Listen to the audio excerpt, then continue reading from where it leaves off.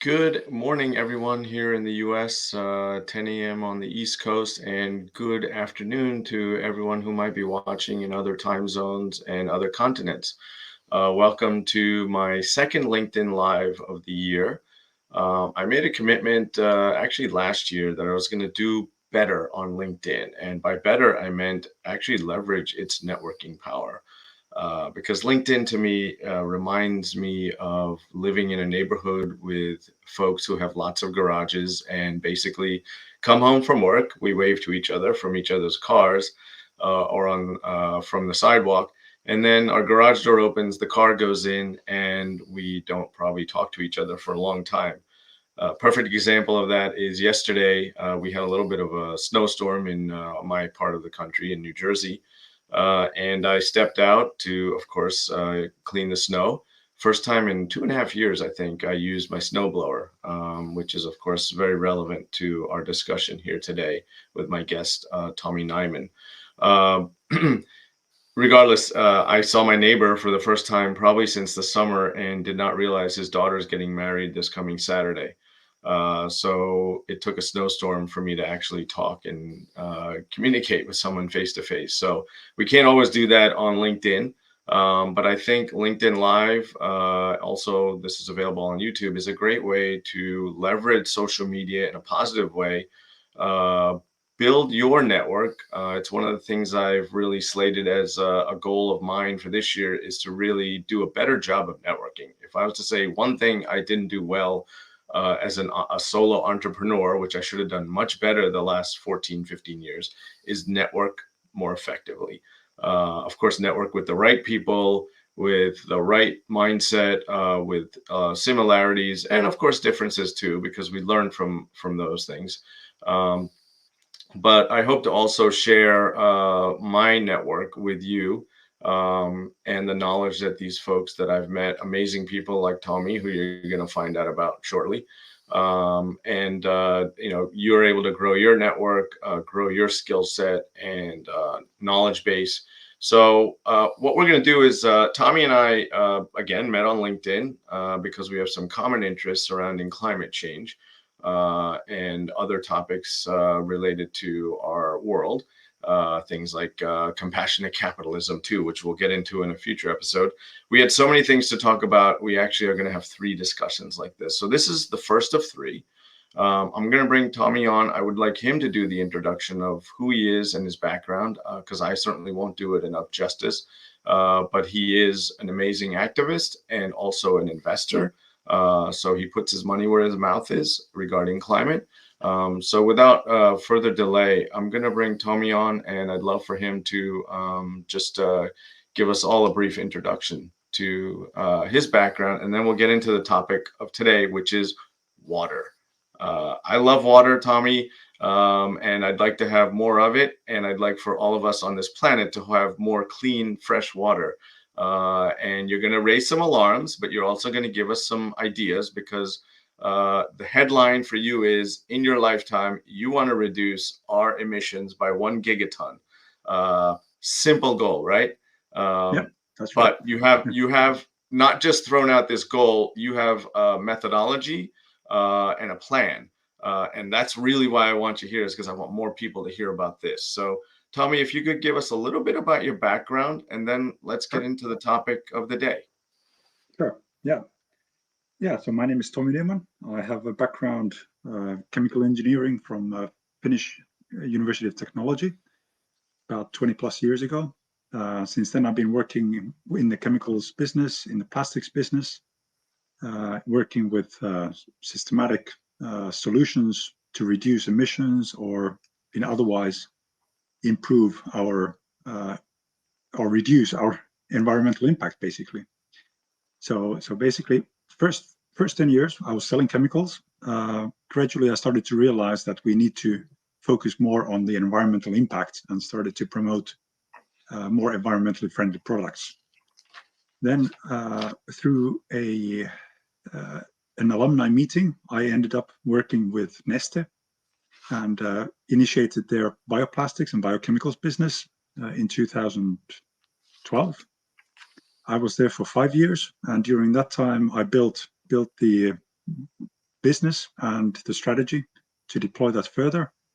I also initiated Neste's chemical recycling program for the plastics, and basically after 5 years, I realized that I had catalyzed what there was for me to do, and decided to leave the company for other adventures. Soon after, I joined an engineering and consulting company called Pöyry, which is nowadays called AFRI. And there I developed a concept called plastics to bio, which basically explains how we can turn all plastics globally bio-based via extensive recycling. It does require 50 billion investment per year, but at the end of it, we save 300 billion a year in the feedstock. That concept, when calculated through, is environmentally and economically viable, and it also reduces 1 gigaton of CO2 emissions from the plastics value chain. That is where the original target for my headline came from. And I started to, well, initially I didn't sleep for 2 nights, and then I realized that I had to make this my career target. I was in management consulting for a couple of years, after which I decided to become fully an entrepreneur.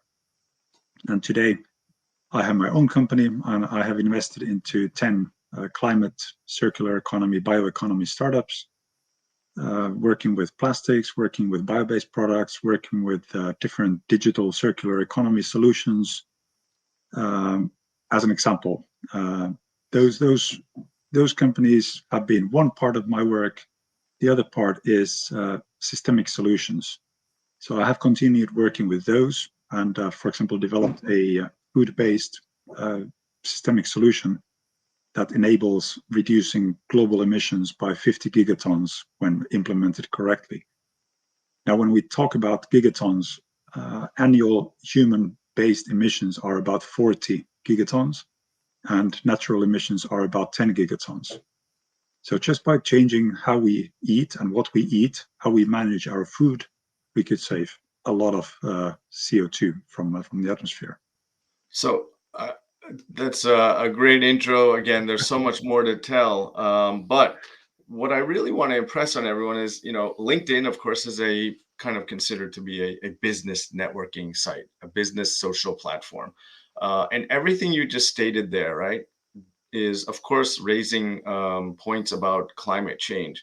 But just because we're climate activists or you're a climate activist does not mean that you're not a businessman or a capitalist. That's right? And so that's a very important, I think, takeaway from our first discussion was here's somebody who is not just going out there and saying, well, let's just shut everything down, right? And go back to horse and buggy, or even before that, just walk. You're proposing solutions that cut our emissions, right? Not Yep. zero them out, because that's impractical. Now, the measures that we have to take are going to be difficult. But today's topic is a little bit, is of course adjacent to overall climate change. And so I'm just going to share with everyone what it is we're going to talk about today. Very briefly, we're going to talk about water. So I love water. We all love water. We love having it handy. But you have some interesting new perspectives that I really appreciated you sharing. Which is basically the lack of clouds, which is something that I guess, most of us appreciate as, wow, look at this beautiful blue sky, without realizing that it could be a signal, right? Because Mother Nature has been sending us signals for many, many years. And some of us listen, some of us don't. Some of us enjoy it. So every benefit of a cloudless day, there is something else we have to be aware of. It affects our water. You're going to talk about acidification, and you talk about plankton, which is something that I know in the U.S., especially in states like Florida,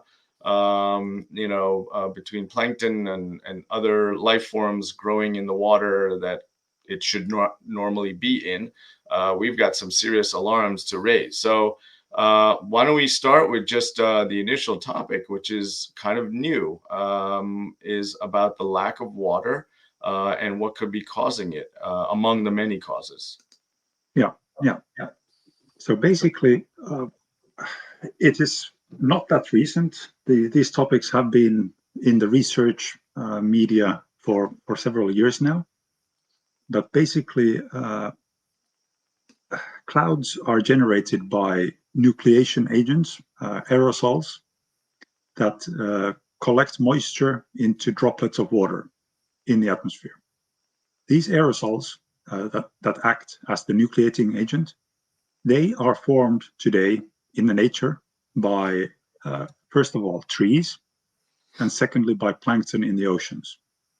Both of them emit these aerosols, and then clouds are formed.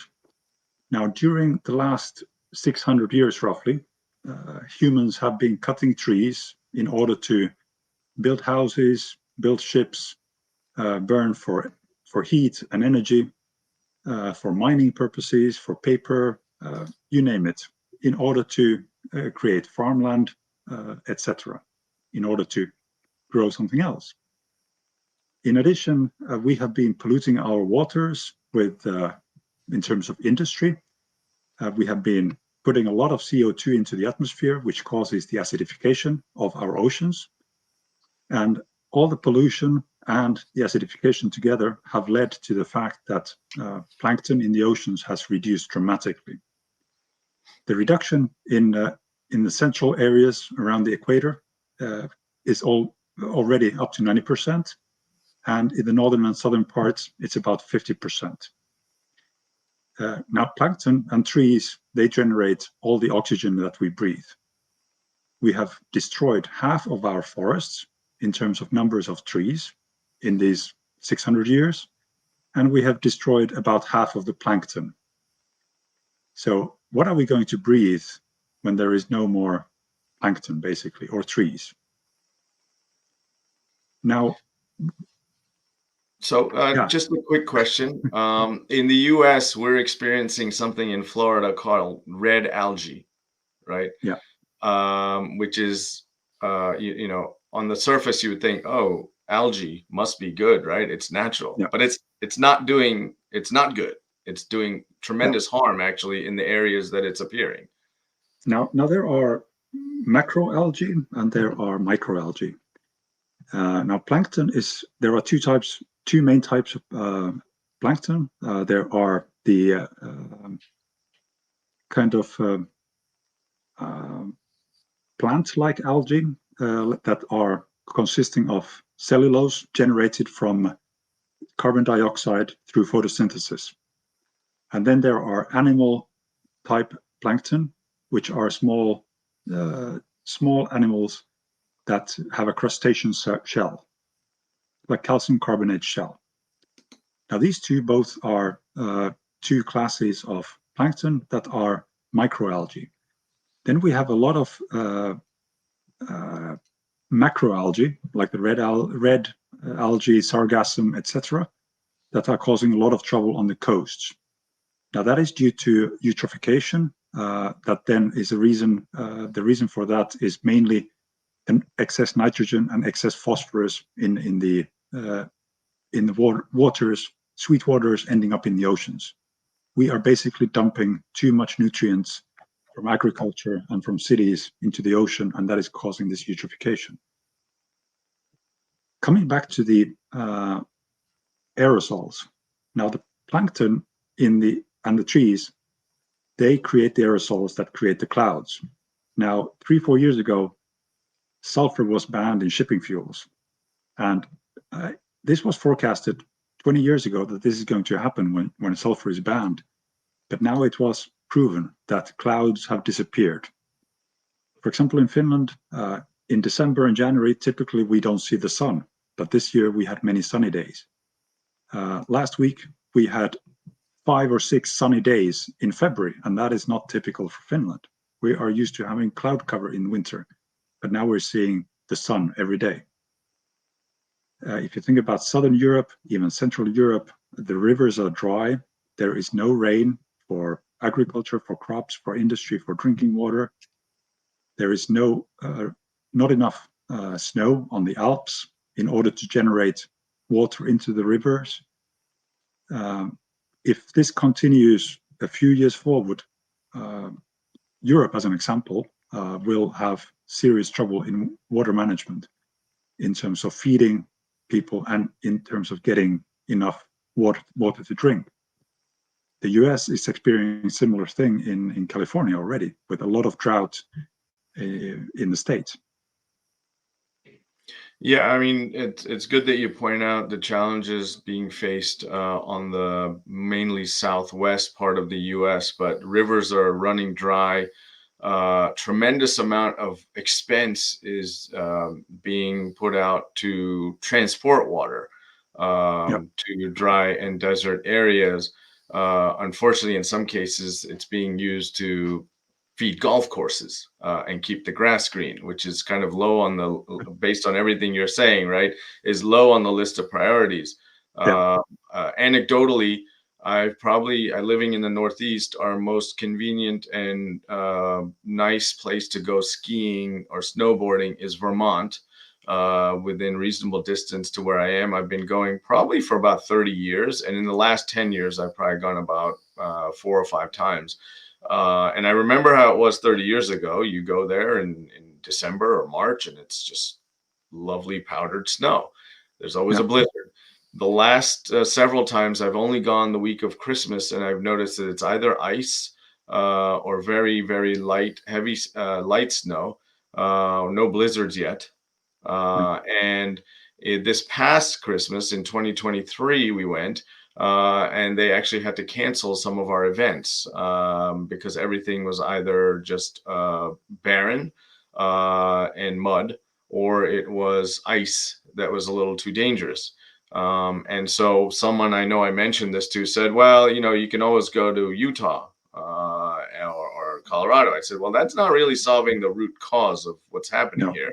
That's just burning a little more fuel to fly out west, which may even make things worse. So I feel bad for the people up there because economies depend on water and snow.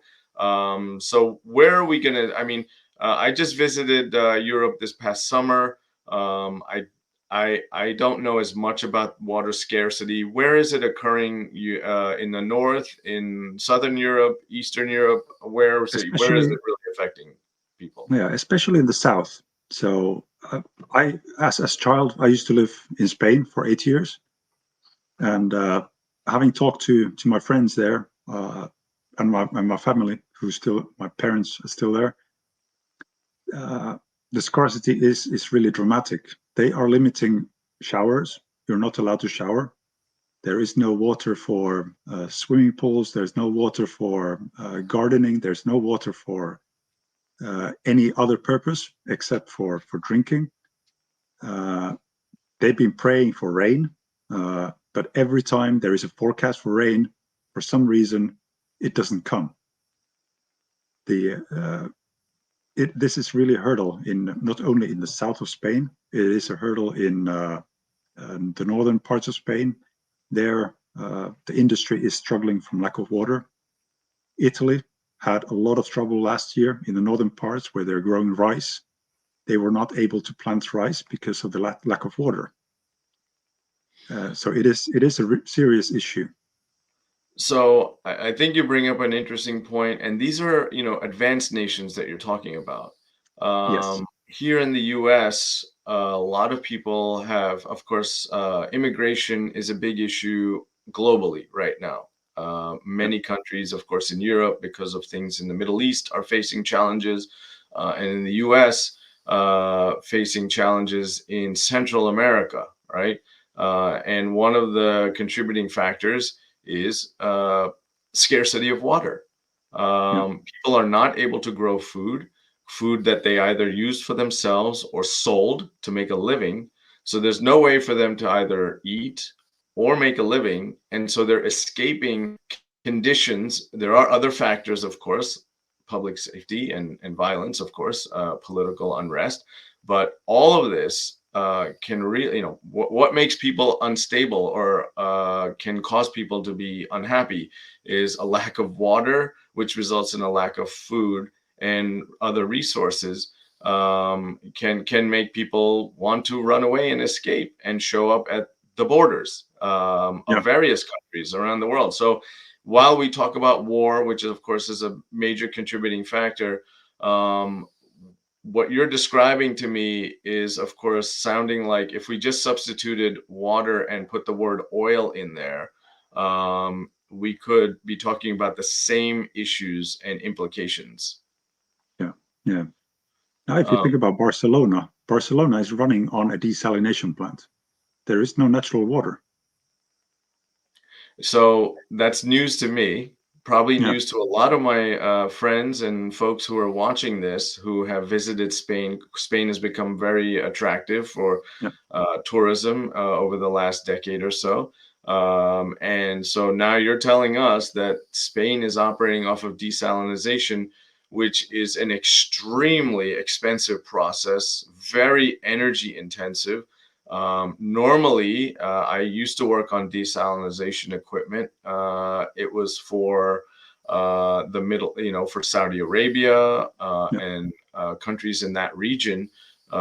It's when you're surrounded by water, right? That's the other myth that people have to mhm, understand that yes, the planet is mostly water. And when we look at it from space, we see blue.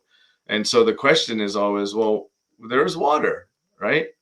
yeah, What's the big deal here? Why are we even talking about this? And so I think you're laying out in practical terms that the water is not of good enough quality for us, for humanity, yeah, to survive and to thrive, of course. But right now, we're, I think, talking about just surviving, and yeah. thriving We is, can't. Yeah, we yeah, can't drink salt water, so that is the ex- issue. Yeah, exactly. And so desalinization, again, while a wonderful, let's say, emergency solution, is mm, not a long-term solution, probably simply because of how expensive and energy intensive it is. Um, exactly. so what can we do, right? I mean, the final two things I wanted to cover, and of course cover other items as well, because I want to make sure everyone understands this albedo effect because it was new to me. Yeah. Um, but as you do that, I want to know what are we doing, what can we do globally, and also if there are any interests at your firm, November.fi, by the way, is where you can learn more about Tomi and his firm and his some of his investments too. But what can we do globally to impact this problem that we face? Now let's talk about albedo and Earth Energy Imbalance. Uh, Albedo is basically the whiteness that is seen from the space created by clouds and glaciers and on ice. Now, that has been reducing because of the lack of the clouds. So what happens then is that the Earth is absorbing an excess amount of solar heat because it appears dark to the sun. We have dark forests, we have dark oceans.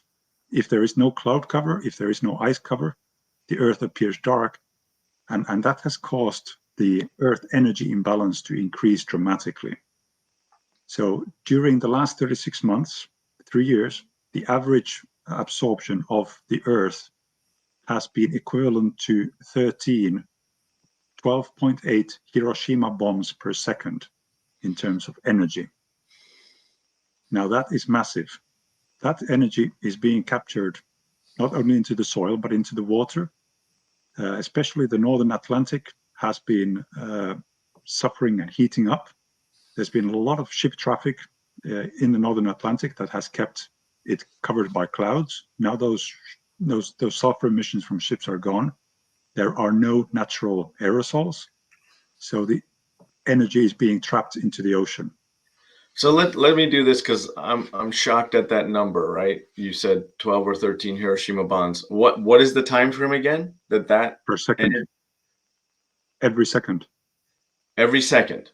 every We're second, and globally.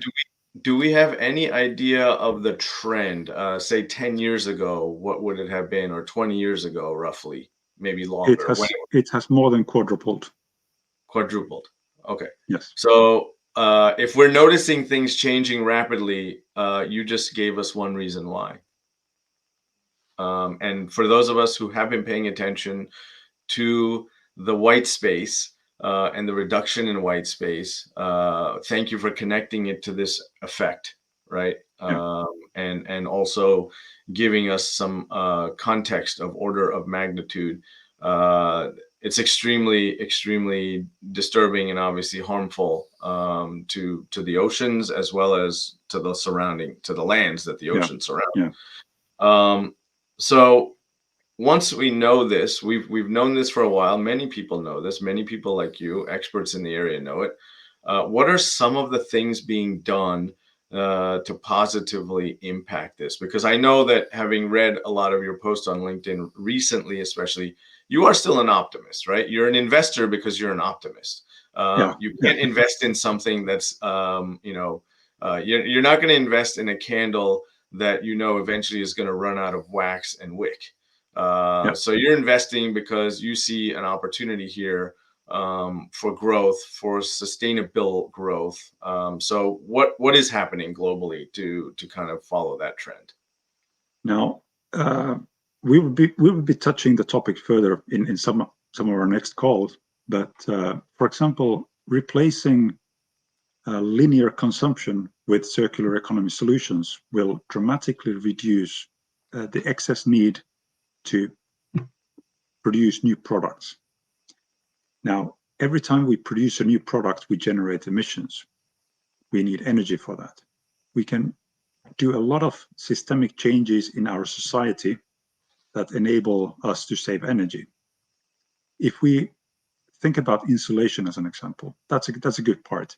1 billion people insulate their homes and offices in the world. 7 billion don't.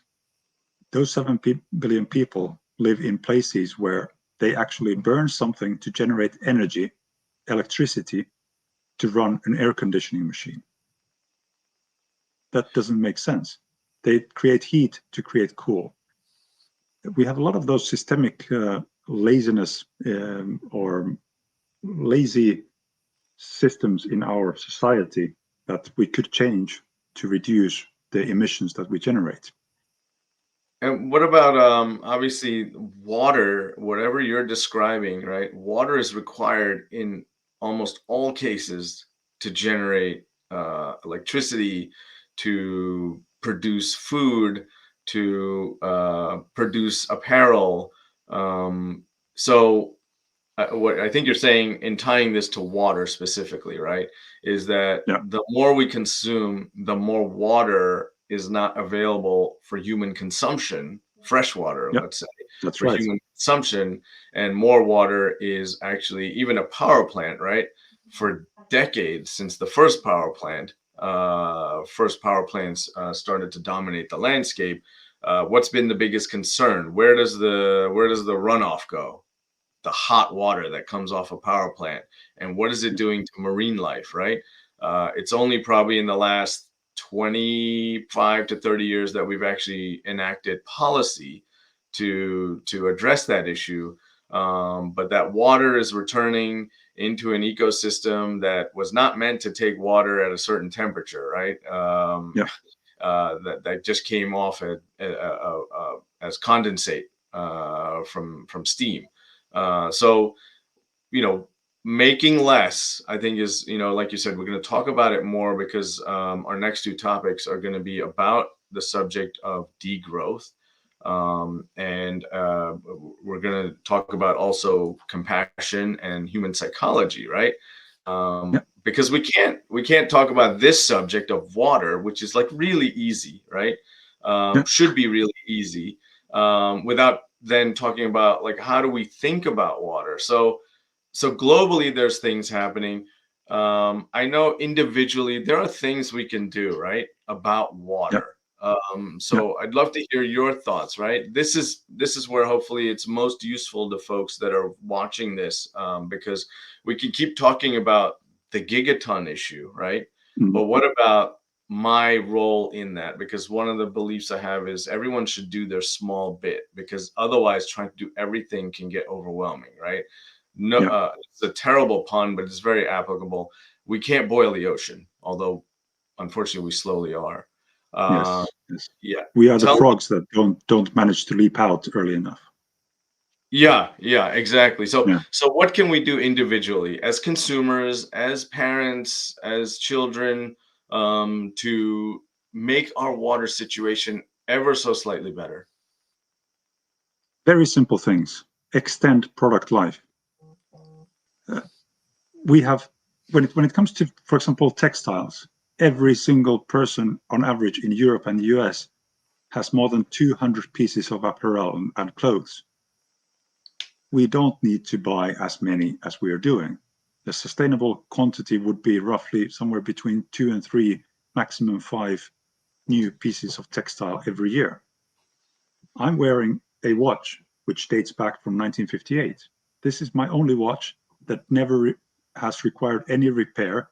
It doesn't have a battery. It runs on its own. I just need to wind it every morning. I have 9 other watches inherited and bought, but they are lazy because they need battery change or maintenance. Why So am I use? I mean, these are easy examples.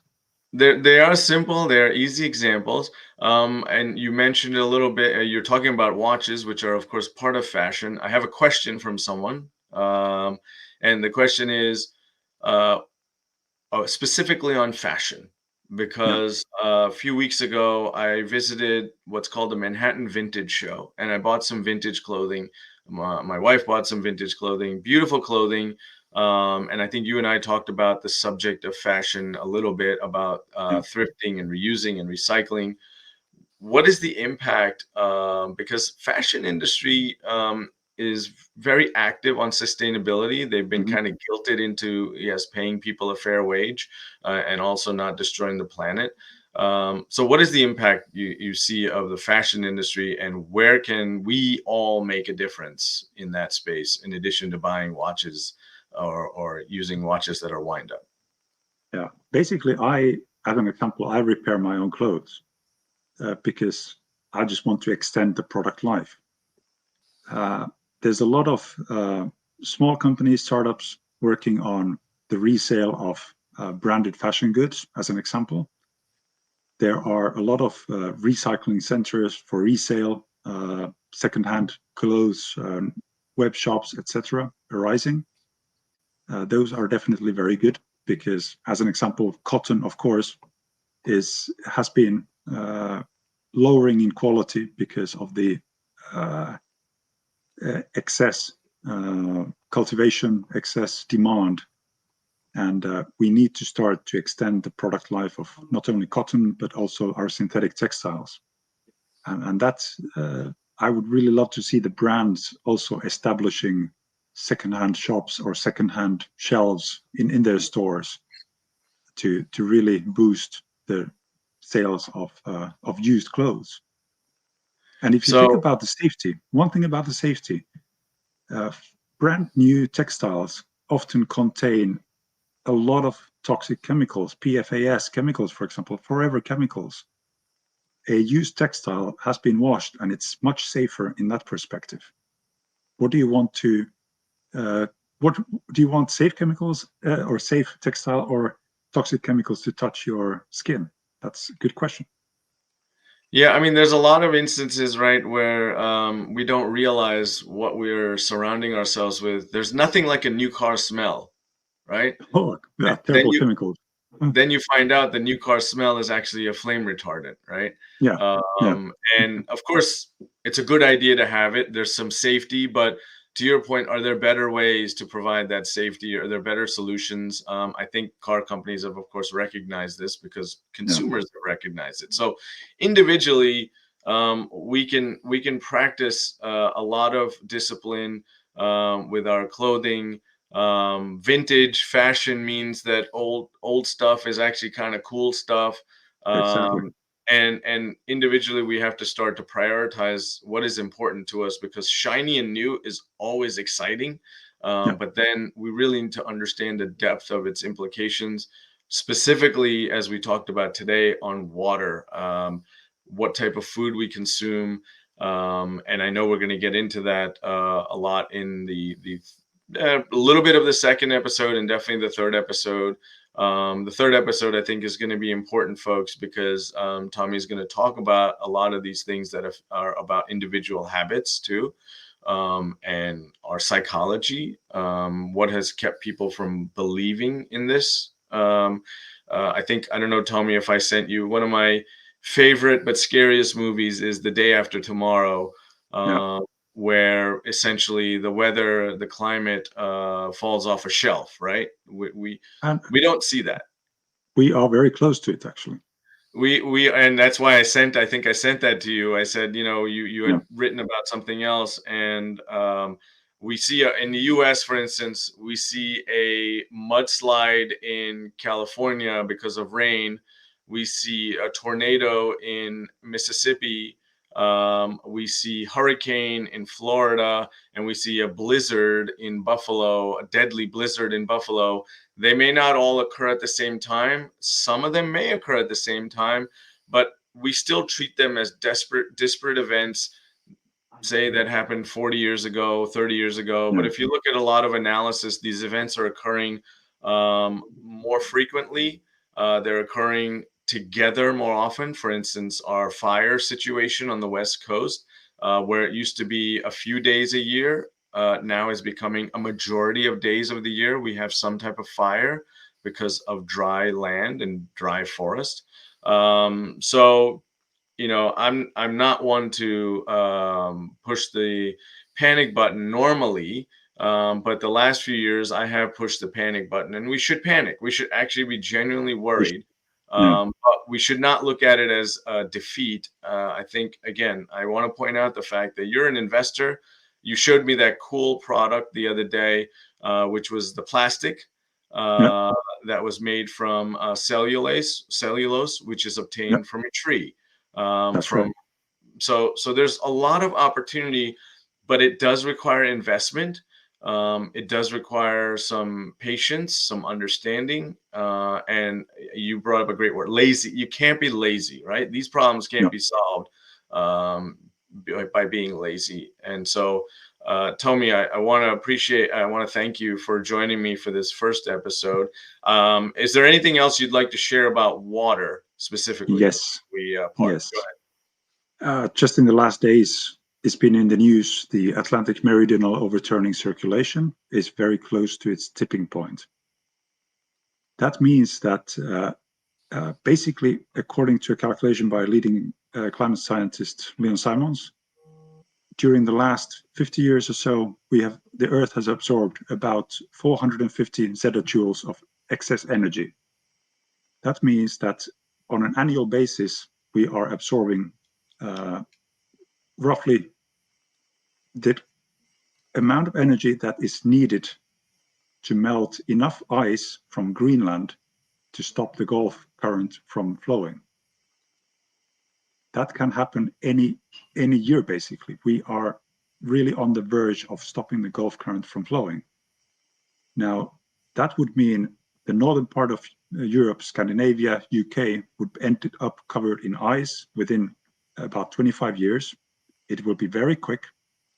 It will mean that New York will be flooded because the water on the east coast water level will increase by 2 meters. That is a very dramatic and a very fast change that can happen during our lifetime. The way to change this is really to promote the conservation of oceans, the protection of oceans, the restoration of oceans. We need to allow for more plankton growth in the oceans because they are the ones that are controlling the heat and the currents, enabling the return of the power of the Gulf currents and the Atlantic meridional overturning circulation.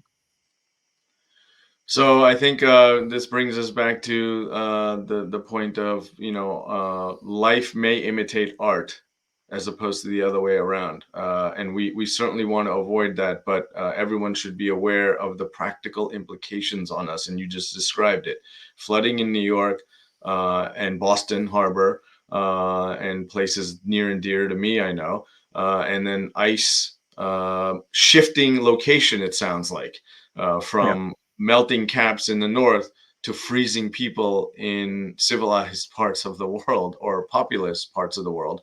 And so, Tomi, I think this worked out just like most of my meetings do. They are most impactful in the last 5 minutes. I think what you just said I'm going to make sure people definitely watch all the way to the end, because I think that that might be the most impactful part of this thing. That, and learning that we're absorbing the oceans are absorbing 13 Hiroshima bombs a second worth of energy, which is an alarming number in any period of time. So, Tomi, thank you so much. I knew we would definitely need more than 30 minutes for this discussion, and that's why we're doing 3 discussions on related topics. And I appreciate your time, folks. Tomi can be found on LinkedIn, of course. Tomi Nyman. He's a great follow, and also he was kind enough to reach out to me when I contacted him, because I think, his point of view, his perspective is, I'm an engineer, so I appreciate data-backed and scientifically supported theories and concepts. And a lot of it's not theory. A lot of it is happening today. It's behind us, actually, right? The best. Yes. Someone asked me the other day, what was the best year for us to take, when's the best time for us to take action on climate change? And I said 1982. And I stand by that statement. So, Tomi, thank you so much. Everyone who is out there watching, I really appreciate your attention. I know it's early in the workday for many, or middle of. This will be available on YouTube for as long as Google is around. And it will also be on LinkedIn in the archives. So I'll share that link with everyone later. Please feel free to share it with your friends and family, and especially children, because they are most impacted by all of this. Tomi, have a great evening in Finland. And thank you, everyone, for watching. Take care. Thank you.